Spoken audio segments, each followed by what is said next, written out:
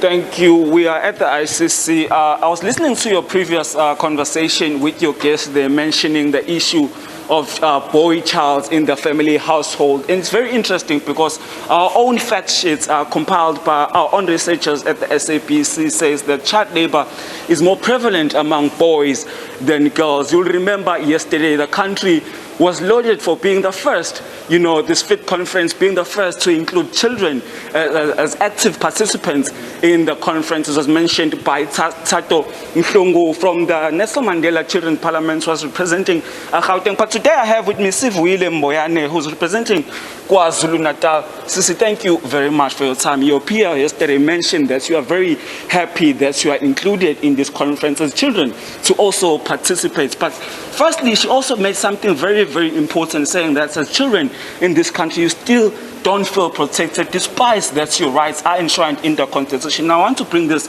to a personal level. As a child here in South Africa, do you also not feel protected? Good morning, sir. Thank you for having me. Firstly, I would say that as a child in South Africa, I do feel protected because there are laws that protect us. But I think that the problem here is the implementation. There's definitely a gap in the implementation. And I feel like if the laws were implemented as much as they are put in place, we would be so much safer as children here in South Africa, which is what us as ambassadors advocate for and pressure for to happen. Yes.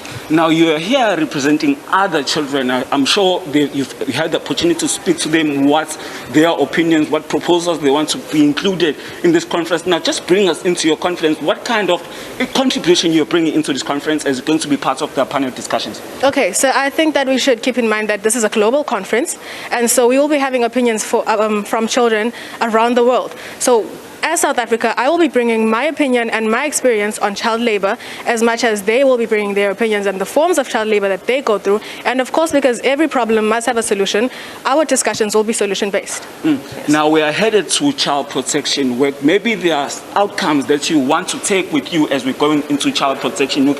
When the document is being adopted on Friday, what sort of outcomes do you wish you will see in that document? Well, first and foremost, as I had mentioned, implementation. We wish for all these documents, these laws protecting us to be implemented, the child participation to be implemented, the child protection and safety to be implemented. And I think that once the laws are implemented, we will be so much safer as children in South Africa. We will participate more. Everything will be according to plan, yes. Yes, now Sivuyile, there's also an interesting fact that many children in our country are beggars, which is also a part of child labor. When it comes to those children who are not in the household, who are living in the streets, what sorts of ways to get in touch with them as you from the Nelson Mandela Children's Parliament do you use in order to also include them in your discussions? Okay, yes, so we have multiple organizations for that.